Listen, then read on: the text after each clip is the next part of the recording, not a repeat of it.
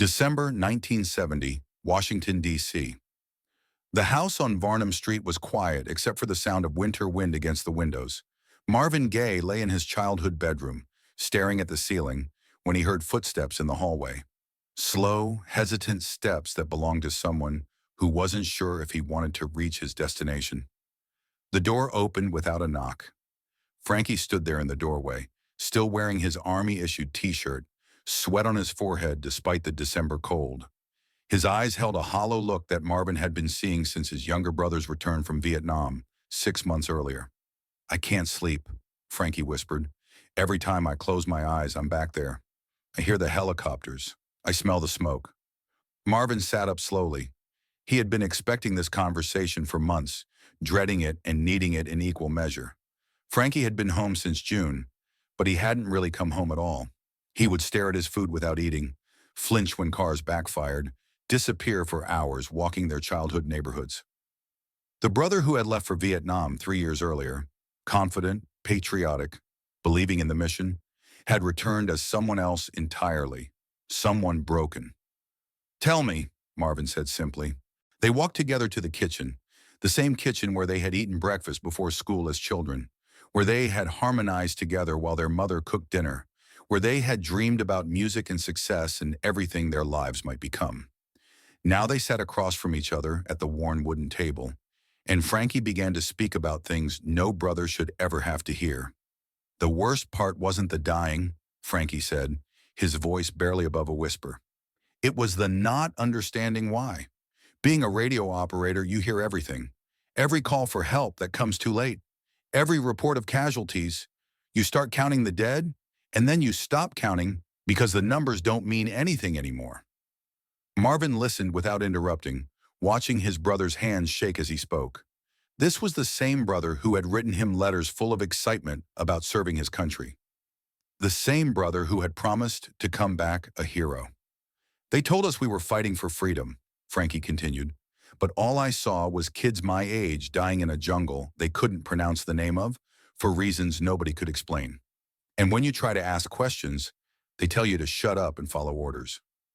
In that moment, sitting in their mother's kitchen at 2 in the morning, Marvin understood that something fundamental had shifted in the world. His brother was describing a reality that called into question everything they had been taught about America, about war, about the value of human life. Frankie had seen the machinery of violence up close, and it had broken something inside him that might never heal. What Marvin couldn't have known that night was that this conversation would eventually change the course of soul music forever. The pain his brother carried would become the foundation for an album that would transform not just Marvin's career, but the entire landscape of what popular music could accomplish. The letters had started arriving in 1967, when Frankie was stationed at a radio outpost in the Mekong Delta. At first, they were typical soldiers' letters, complaints about the food, jokes about the other guys in his unit, reassurances that he was safe in doing his duty. Marvin would read them aloud to their mother, Alberta, who worried constantly about her youngest son. But as the months passed, the tone of the letters changed. The jokes disappeared. The reassurances became less convincing. And gradually, Frankie began describing things that made Marvin sit alone in his room for hours after reading them. "Yesterday we lost Thompson," one letter read, 19 years old from Kansas. Had a picture of his girlfriend Sarah, blonde hair, studying to be a teacher. Thompson was going to marry her, had 47 days left, stepped on something that wasn't supposed to be there. I radioed for a helicopter and kept talking to him about Sarah, about their wedding. He kept trying to tell her something, but the words got mixed up with the blood. The helicopter came, but we knew he wouldn't make it. I don't think he understood why this was happening to him." Another letter. "I'm starting to think this whole thing is wrong, Marvin. They tell us about the enemy, but when you see kids running through villages, you wonder who the enemy really is. Yesterday I watched a little girl, maybe 6 years old, crying over her dead mother. I couldn't explain to her why we were there. I signed up to defend America, but I'm wondering what we're defending it from." A third letter after a brutal firefight. "Johnson died today. Martinez died today. Williams died today. I radioed their coordinates home.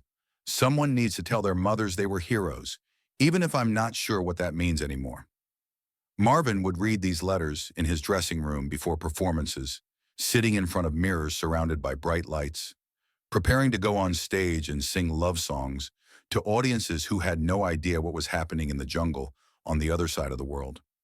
He was the Prince of Motown, the smooth romantic who could make teenage girls scream with songs about desire and heartbreak.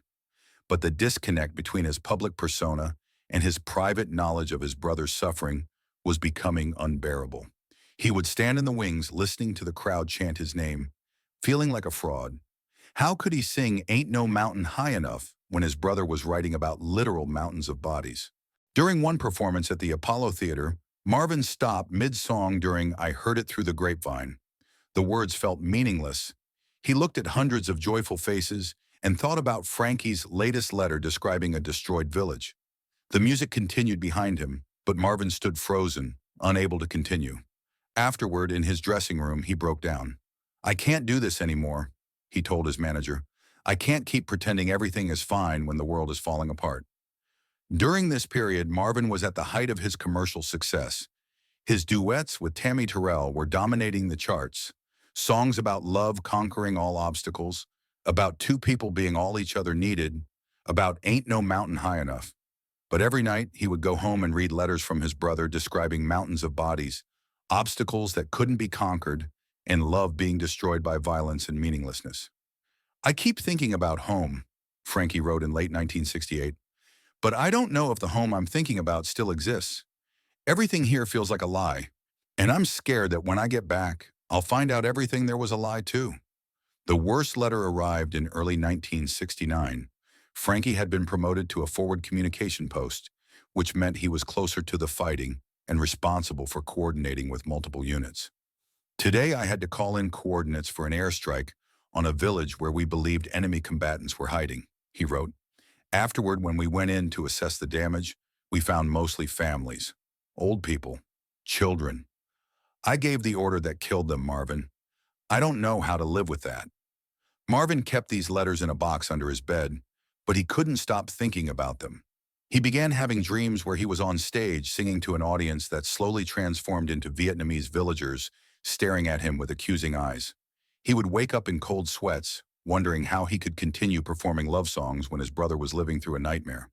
When Frankie finally came home in June 1970, Marvin barely recognized him.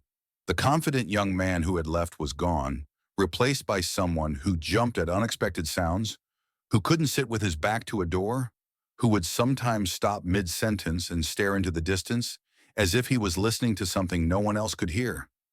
Frankie couldn't hold a job. He would start working, but within days would have episodes, panic attacks triggered by car backfires or flashbacks that left him curled up in bathroom stalls. The worst incident happened at a gas station where he'd been working for 2 weeks. A customer's motorcycle wouldn't start, and when the owner began kicking the engine, the metallic clanging triggered something in Frankie's memory. Suddenly, he was back in Vietnam. Frankie tackled the man, screaming commands no one recognized. It took 3 people to pull him off. Word spread, Frankie Gaye was dangerous. This was before anyone understood PTSD, before support systems existed for veterans struggling with trauma. Soldiers who couldn't readjust were labeled as weak. There were no counselors, no support groups, no acknowledgement that war could damage minds as surely as bodies.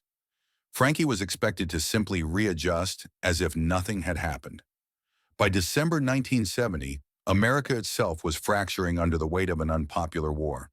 The Kent State shootings had shocked the nation earlier that year. 4 students gunned down by National Guard troops for protesting the war. Suddenly, the violence that Frankie had described in his letters was happening on American soil. The country was literally at war with itself, and no one seemed to have answers for why. Meanwhile, Marvin was struggling with his own demons. Tammy Terrell had died in March, and he had retreated from live performance, refusing to go on stage. The loss of his duet partner had left him questioning everything about his career and his purpose as an artist. He felt hollow performing music that no longer reflected the reality he saw around him. Berry Gordy, the head of Motown, couldn't understand why his biggest stars were becoming difficult. People don't want to hear protest music, he told Marvin during one heated phone call. They want to escape. They want to dance. They want to fall in love. That's what we give them. But Marvin was no longer interested in providing escape. Not when his brother was sitting in their childhood home, unable to sleep, unable to work, unable to make sense of what had been done to him in the name of America. The tension came to a head during that December night in the kitchen. After Frankie had finished talking, after he had described the weight of carrying other people's deaths, after he had admitted that he sometimes thought about ending his own life, both brothers sat in silence for a long time. Then Marvin began to cry. Not the controlled, dignified tears of a public figure, but the raw, ugly sobbing of someone whose world had been turned upside down. Frankie, seeing his older brother break down, began crying too. They held each other across the kitchen table, two grown men weeping for all the innocence that had been lost, all the faith that had been shattered, all the young men who had died for reasons no one could adequately explain. "I need to do something with this," Marvin whispered. "I can't keep singing love songs while people are dying, while you're suffering." "But what can you do?" Frankie asked. "It's bigger than both of us." "I don't know yet," Marvin replied, "but I have to try." That night marked the end of the old Marvin Gaye, the entertainer, the romantic crooner, the man who sang what the record company told him to sing. And it marked the beginning of something new, an artist who was willing to risk his career to tell the truth about what he saw happening around him. 2 weeks later, Marvin received a call from Obie Benson of the Four Tops. Benson had written a song about the chaos he had witnessed in America, but his group had rejected it as too political. The song was called "What's Going On." When Marvin first heard the demo, he knew immediately that this was the vehicle he had been searching for. But he also knew that he needed to make it personal, to ground it in the specific experience of his brother and the millions of young men like him who had been sent to fight in a war they didn't understand. He rewrote the lyrics, shifting the perspective to that of a Vietnam veteran returning home to find America torn apart by violence and confusion. Every line was informed by Frankie's letters, by their late-night conversations, by the look of despair he had seen in his brother's eyes. The opening lines about mothers crying and brothers dying came directly from Marvin's understanding of what families like his were going through. The questions posed throughout the song about picket lines, punishment, and the state of the nation were the same questions Frankie had asked in his letters from Vietnam. When Marvin played the song for Frankie for the first time, both brothers cried again. But this time, the tears were different. They were tears of recognition, of validation, of the understanding that their pain was being transformed into something that might help other people process their own confusion and loss. "That's it," Frankie said when the song ended. "That's exactly what it feels like." When Marvin played the song for Frankie for the first time, both brothers cried again. But this time, the tears were different. They were tears of recognition, of validation, of the understanding that their pain was being transformed into something that might help other people process their own confusion and loss. "That's it," Frankie said when the song ended. "That's exactly what it feels like." The process of recording What's Going On became therapy for both brothers. Marvin would work on songs at Hitsville, USA, experimenting with arrangements that could capture what Frankie had experienced. He layered his voice in harmonies that sounded like souls crying out, each representing another young man changed by war. He would come home and play them for Frankie, who would sit in their mother's living room with eyes closed, listening to his pain transformed into melody. "That part needs more desperation," Frankie would say, or add something about the confusion, about not knowing who to trust. The album became collaboration between the brother who stayed home and the brother who saw war firsthand. When Marvin sang, "What's happening, brother? You've got to pay your dues if you want to sing the blues," he was singing directly to Frankie, acknowledging that his brother had paid a price that could never be repaid. "What's Happening, Brother" was written specifically for Frankie during late-night sessions in January 1971. It captured the disorientation of coming home to a country that seemed foreign, where protests filled streets and childhood values were questioned on television nightly. The song spoke directly to veterans who had sacrificed years only to return to a nation unsure what to do with them. "They don't understand us," Frankie said after hearing the song for the first time. "Nobody who wasn't there can understand. But this This comes close. This tells the truth about what it feels like to be a stranger in your own home. They don't understand us, Frankie said after hearing the song for the first time. Nobody who wasn't there can understand. But this comes close. This tells the truth about what it feels like to be a stranger in your own home. But Motown executives were horrified when they heard the material. This wasn't the Marvin Gaye they knew how to market. Where were the love songs? Where was the smooth romanticism that had made him a star? Berry Gordy called the music the worst thing I've ever heard in my life and refused to release it. Marvin's response was to go on strike. He informed Motown that he would not record another note until What's Going On was released. For months, the standoff continued. One of the label's biggest stars was refusing to work, sitting at home with his traumatized brother, convinced that he had something important to say even if the executives couldn't hear it. The breakthrough came when Barney Ailes, Motown's sales vice president, decided to press 100,000 copies of What's Going On without Berry Gordy's knowledge. Within a week, the single had sold 200,000 copies and was climbing the charts. Audiences were hungry for music that reflected the chaos and confusion of their time. The success of the single forced Motown to release the full album in May 1971. What's Going On immediately changed the landscape of soul music, proving that audiences wanted more than escapism. They wanted artists who could help them make sense of the world around them. For Frankie, the album's success was bittersweet. He was proud his brother had transformed their pain into art that touched millions. What's Happening, Brother spoke to veterans struggling in silence, giving them voice. Letters arrived from other veterans thanking Marvin, many mentioning Frankie by name, recognizing him as the inspiration. But success meant Frankie's private trauma had become public. Every time What's Going On played on radio, he was reminded of lost friends, destroyed villages, irretrievable innocence. The fame that came with inspiring such important work was overwhelming for someone who just wanted to disappear. I didn't want to be famous for being broken, he told a friend years later. But if our story could help others understand what war really does to people, maybe it was worth it. The relationship between the brothers deepened through this process, but also became more complicated. Sometimes Frankie wondered if Marvin saw him as a brother or as source material. When Marvin asked about dreams or memories, Frankie wasn't sure whether it was concern or curiosity. The impact extended beyond commercial success. What's Going On opened doors for socially conscious soul music, inspiring Stevie Wonder, Curtis Mayfield, Isaac Hayes, and countless others to address political and social issues. The album proved soul music could be both commercially successful and politically relevant, establishing a template that would influence music for decades. More importantly, it gave voice to experiences largely invisible in popular culture.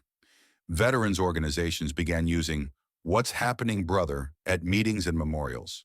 The song became an unofficial anthem for men who returned from war to find themselves unwelcome in their own country. For Marvin, the album represented a complete transformation as an artist. He had found his true voice by listening to his brother's pain and translating it into a universal language of empathy and concern. He had proven that soul music could be both commercially successful and artistically meaningful, setting a template for activist art that would influence musicians for decades to come. But the personal cost was significant. The process of creating What's Going On had required both brothers to relive trauma that they would have preferred to forget. And while the album provided a form of healing, it couldn't erase the fundamental damage that had been done. Frankie struggled for the rest of his life with what would later be recognized as post-traumatic stress disorder. He worked periodically with Marvin, contributing to tours and recording sessions, but the spotlight often triggered his anxiety. During concerts in the 1970s, Frankie would sometimes perform backing vocals, but he preferred staying in shadows, away from audience attention. He never fully recovered from Vietnam. The teenager who left for war returned carrying wounds that would never completely heal. He found some peace in routine. Daily walks through Rock Creek Park, regular church attendance, eventually a postal service job that provided structure without pressure. But nightmares never stopped, and certain sounds, helicopters, sirens, sudden weather changes, could transport him back to Southeast Asia. In 1999, nearly 30 years after What's Going On was released, Frankie began writing his memoir, Marvin Gaye, My Brother. The process was painful but cathartic. For the first time, he could tell his own version of the famous story. He wrote about survivors' guilt, the confusion of returning to an America that rejected its soldiers, and complex emotions about inspiring his brother's most important work. People want to know about the album, he wrote in one chapter. Which songs were about me? Which lyrics came from my letters? How it felt to inspire something so important. They don't understand that every note cost me something. Every time I hear "What's happening, brother?" I'm 19 again in a radio bunker, listening to friends die over static. Fame doesn't heal that pain. Success doesn't bring back the dead. The book, published posthumously in 2003, provided his account of how war had affected him and influenced one of music history's most important albums. It became required reading for music scholars and veterans advocates alike. The book, published posthumously in 2003, provided his own account of how the war had affected him and how his experience had influenced one of the most important albums in music history. It became required reading for music scholars and veterans advocates alike, offering an insider's perspective on both the creation of a masterpiece and the ongoing struggle of America's forgotten soldiers. Frankie died on December 28, 2001, at the age of 60, from complications following a heart attack. By then, What's Going On had been recognized as one of the greatest albums ever recorded, regularly appearing at the top of critics' lists and continuing to inspire new generations of musicians and activists. Marvin himself was killed by their father in 1984, dying one day before his 45th birthday. But the album he created with his brother's help had become timeless. Its themes of war, social injustice, and the search for understanding remaining relevant decades after its release. Today, when What's Going On plays, listeners hear more than just a classic soul album. They hear the sound of one brother's love for another, the transformation of private pain into public art, and the power of music to give voice to experiences that might otherwise remain invisible. They hear the story of two young men from Washington, D.C., who helped change the world by refusing to stay silent about what they had witnessed. The kitchen table conversation that started it all, two brothers crying together in the middle of the night, had grown into something larger than either of them could have imagined. It became proof that sometimes the most important art comes not from joy or celebration, but from the willingness to confront difficult truths and transform them into something that can help other people feel less alone. Frankie's war had ended decades earlier, but its echoes continue to resonate every time someone plays What's Going On and finds in its questions and concerns a reflection of their own struggles to understand a world that often seems to have lost its way. In veteran support groups across the country, What's Happening, Brother is still played as an anthem for those trying to make sense of their service and sacrifice. In protest movements and peace rallies, What's Going On continues to provide a soundtrack for those demanding answers to questions that remain painfully relevant. The album that began with one brother's nightmares and another brother's need to bear witness has become timeless. Not because it answered all the questions it posed, but because it asked the right questions with enough honesty and compassion to help generations of listeners understand that they were not alone in their confusion, their grief, and their hope for something better.